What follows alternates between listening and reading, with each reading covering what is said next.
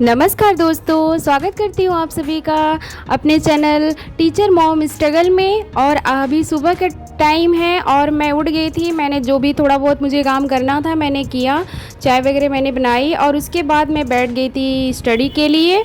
जैसा कि आप लोग देख रहे हैं यहाँ पे मैं अपने नोट्स आप लोगों को दिखा रही हूँ कि इस तरीके से मैं अपने नोट्स जो हैं वो प्रिपेयर करती हूँ। और मेरे नोट्स जो हैं कि वो प्रीलिम्स और मेंस दोनों पर्पज़ से होता है। और मुझे जो टॉपिक लगता है कि वो मेंस के लिए भी इम्पॉर्टेंट है तो मैं उसके डीपली मैं नोट्स बना लेती हूँ ताकि मुझे रिवीजन में सहायता मिले।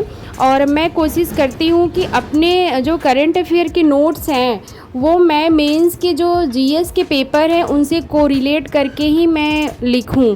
और वहाँ पे मैं जैसे लिख देती हूँ जीएस पार्ट 3 का ये है टॉपिक, जीएस पार्ट 2 का है टॉपिक, इस तरीके से मैं करती हूँ।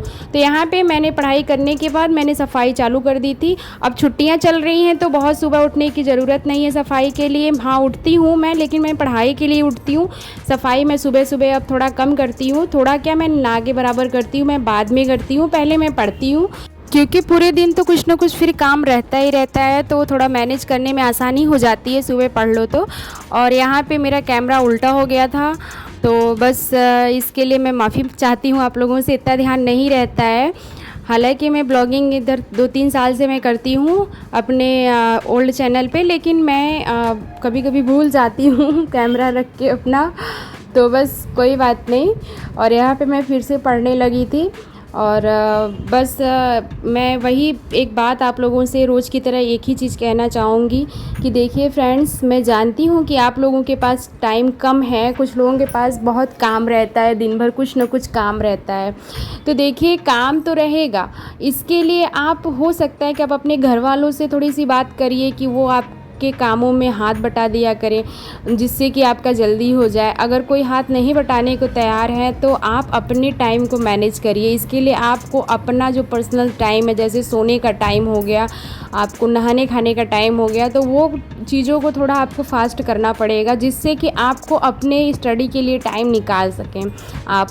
और देखिए अगर फ्यूचर में आप कुछ करना चाहते हैं ना तो देखिए आपको अभी से और इसी समय से आपको लगना पड़ेगा, क्योंकि देखिए बहुत तेज़ी से परिवर्तन बढ़ रहा है और इतना परिवर्तन हो रहा है कि एग्ज़ाम जो पहले थोड़े सरल होते थे अब वो धीरे धीरे टफ़ होते जा रहे हैं, क्योंकि भाई कैंडिडेट्स की संख्या भी तो बढ़ती जा रही है। तो इस वजह से थोड़ा हमको डबल एफ़र्ट लगाना ही पड़ेगा। और यहाँ पे मेरा खाना पीना तैयार हो गया था और ये मैंने भी अपनी थाली लगा ली है। बहुत सिंपल सा मैंने आज खाना बनाया था क्योंकि गर्मी बहुत ज़्यादा है तो थोड़ा सा ऑयली वगैरह खाने का मन नहीं करता है, इस वजह से मैंने सिंपल सा ही लंच तैयार किया था। और सुबह के समय मैं गर्मी की छुट्टियों में ब्रेकफास्ट जो है वो नहीं बनाती हूँ क्योंकि सुबह दही मट्ठा रहता है और बाकी सारी चीज़ें, और मेरे घर का है, केला है, पपीता है, ये सारे फ्रूट वगैरह भी रहते हैं। अभी कुछ दिन पहले लीची भी निकल रही थी तो यही सारी चीज़ें सब लोग खा लेते हैं, खीरा वगैरह ये सब मेरे खेत का रहता है। तो उसके बाद एक तरीके का अच्छा डाइट वो हो जाता है। उसके बाद हम सब लोग दोपहर में अच्छे से हल्का लंच कर लेते हैं क्योंकि गर्मी के कारण खाने पीने का उतना मन भी नहीं करता है। और एक चीज़ ये मुझे बहुत अच्छा लगता है कि थोड़ा सा सुबह का जो वर्कलोड जो है वो थोड़ा कम रहता है। तो बस यहाँ पे मैं खाली होकर के आ गई थी अपने कमरे में और मैं बैठ गई थी पढ़ने के लिए।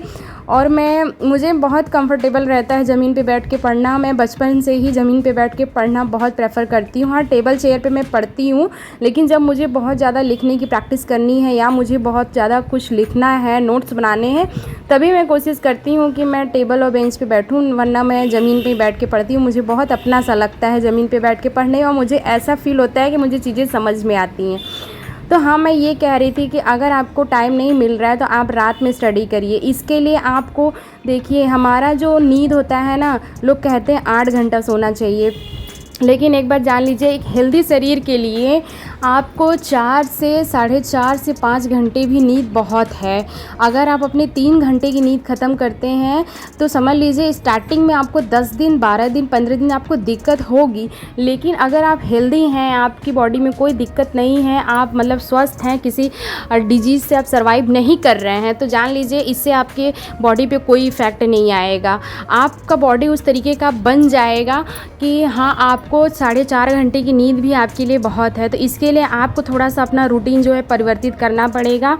हाँ, कभी कभी हेल्थ इश्यूज़ हो सकते हैं, तो इसकी वजह से आपको फिर 8 घंटे 10 घंटे सोने पड़ेंगे, तो वो भाई कभी कभी की बात है। कभी हमें बैक पेन होता है, कभी बाकी हमें कुछ अलग प्रॉब्लम रहती है, कभी हम बीमार हो गए, ये सारी दिक्कतें होती हैं। ये सारी बातें मैं लेडीज़ और जेंट्स दोनों लोगों के लिए बता रही हूँ, और मैंने ये अपने ऊपर भी अप्लाई किया है। मैंने अपनी नींद खुद बहुत कम की है जब से मैंने फिर से रीस्टार्ट किया है अपनी स्टडी, तो इस वजह से मैं 4.5 घंटे, अब अगर मैं बहुत ज़्यादा कभी थकी हूँ तो 5 घंटे बस। और जान लीजिए दिन में अगर आपको थोड़ा सा नींद लेना है तो आप आधे घंटे का एक मतलब गैप ले सकते हैं सोने के लिए, आधे घंटे का। अगर आपको ज़्यादा नींद आ रही है तो 1 घंटे, बस 1 आवर बहुत है, जान लीजिए। उसके बाद बाकी टाइम जो है आप छोटे छोटे टाइम जो है मैनेज करिए। जैसे आप अगर काम कर रहे हैं कोई, तो आप अपने मोबाइल में आप मान लीजिए उस समय आप बैठ के नहीं पढ़ सकते हैं, लेकिन करंट अफेयर जो है वो लगा करके आप यूट्यूब पे बाकी आप जैसे भी आप अपना रिवाइज़ करते हो वो उसको पढ़िए।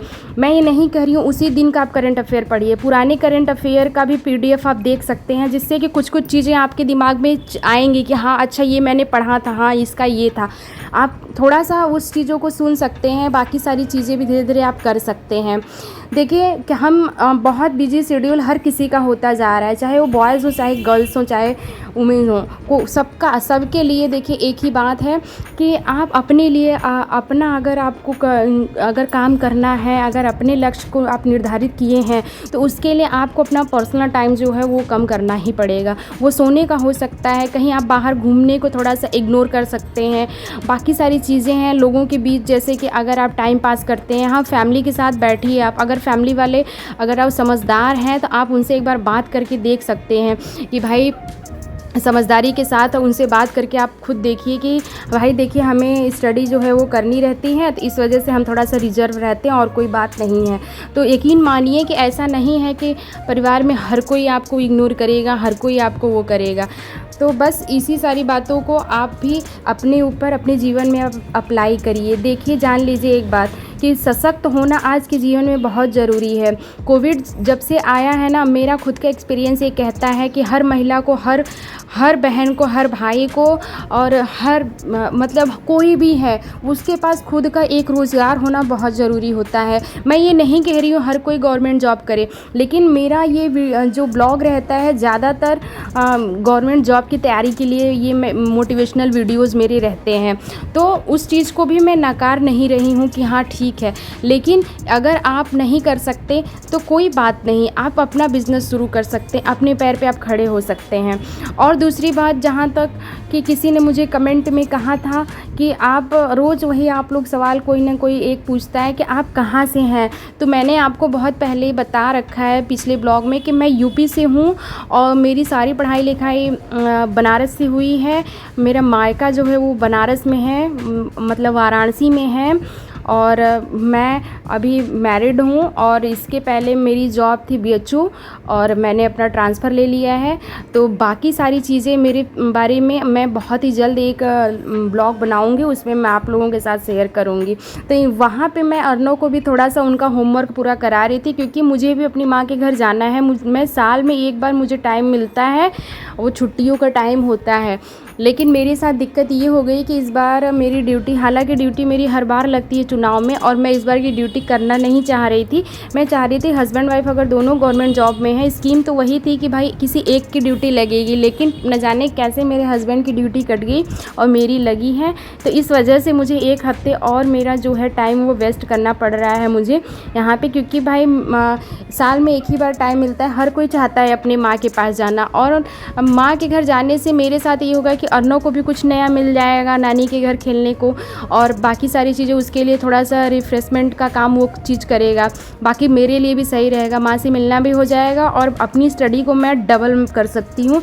मैं मतलब 20 से 22 दिन की मेरे पास छुट्टी है, तो उसमें मैं अपने कुछ विषय के नोट्स जो हैं वो तैयार कर सकती हूँ, कुछ चीज़ें मैं रिवाइज़ कर सकती हूँ और इस तरीके से मैं मैनेज करती हूँ। और आज मुझे पर्सनली बहुत ज़्यादा काम है, इस वजह से मैं स्टडी जो है वो छोटा छोटा टाइम निकाल के मैं कर ले रही हूँ, क्योंकि मुझे ऐसा लग रहा है कि दिन पे दिन मेरी व्यस्तता बढ़ती जा रही है, लेकिन मैं हार मानने वालों में से नहीं हूँ।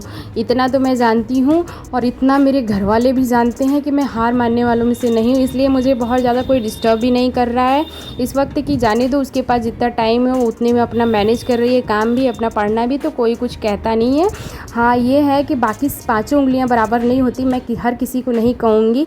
और बस ये एक चीज़ मैं जानती हूँ कि मेरे हस्बैंड बहुत अच्छे, वो हस्बैंड मेरे बाद में हैं, उससे पहले मेरे बहुत अच्छे बेस्ट फ्रेंड हैं। तो मुझे अगर दिक्कत होती है किसी काम के लिए तो मैं अपने हस्बैंड का हेल्प ज़रूर लेती हूँ, चाहे डिनर बनाने में हुआ चाहे लंच बनाने में हुआ, मैं इन दोनों में उनकी हेल्प मैं ले लेती हूँ, क्योंकि वो भी जानते हैं कि स्टडी इसको करनी रहती है, तो इस वजह से वो मेरा सपोर्ट करते हैं और इस वजह से मैं उनका सदा आभार व्यक्त करती रहूँगी। और यहाँ पे मैं अपना ड्रेस वगैरह नया निकालने लगी थी, क्योंकि आज मुझे जाना है किसी को हॉस्पिटल में देखने और मुझे बुक शॉप पे भी जाना है, मुझे कुछ बुक्स वगैरह ख़रीदनी है, तो इस वजह से मैं जा रही हूँ आज।